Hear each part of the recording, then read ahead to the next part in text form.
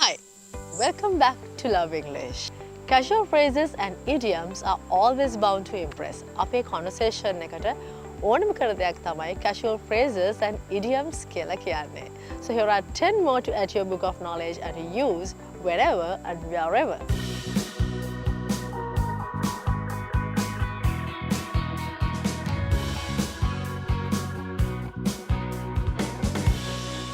Number 1. Drive up the wall. Drive up the wall means to make someone very angry, irritated or mad.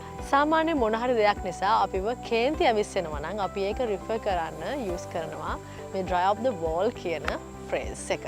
So we usually use this phrase to refer to the small annoying habits. අපි සාමාන්‍යයෙන් මේක use කරන්නේ පොඩි annoying habits හින්දා අපිව කේන්ති ඇවිස්සෙනවා නම් අන්න ඒක express කරන්න. For example, we can say she drives me up the wall when she chews loudly.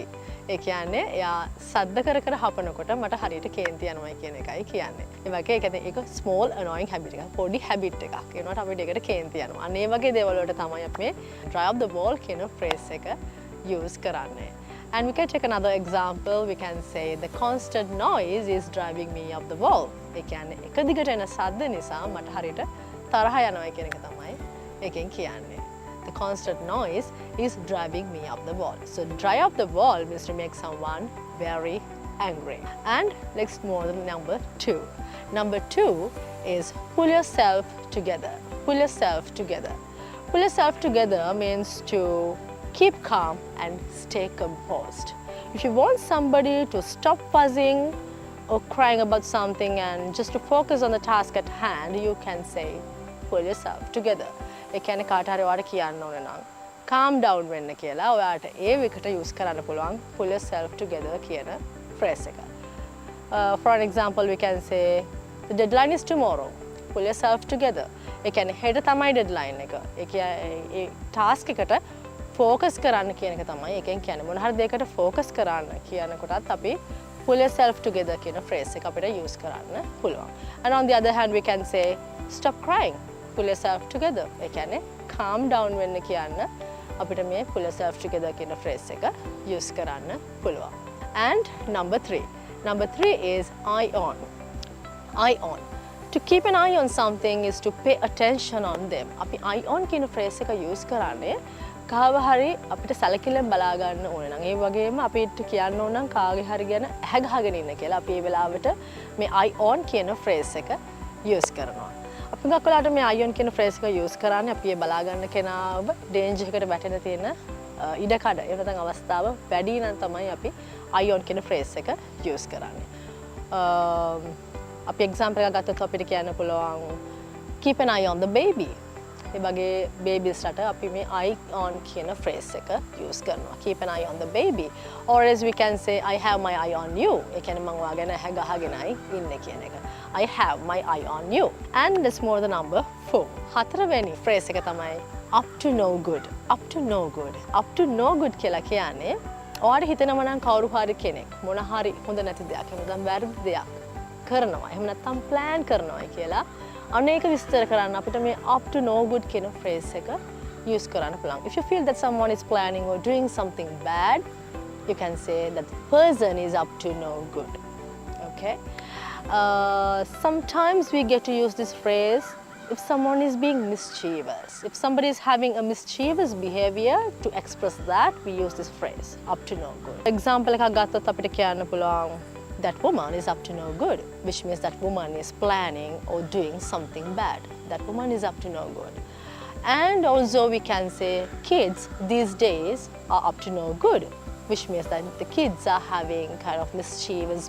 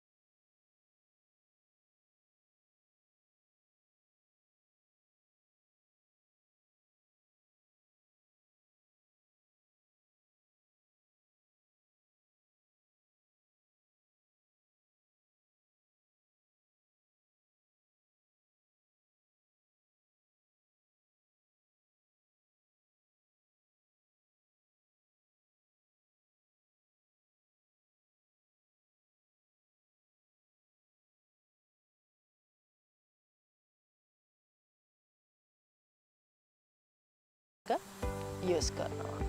So if something is packed, it means that it is filled to the capacity or it is crowded. We can say the restaurant was packed well into the night. ඒ කියන්නේ restaurant එක packed, fully crowded. ඉතින් මේ වෙලාවට අපිට packed කියන phrase එක use කරන්න පුළුවන්.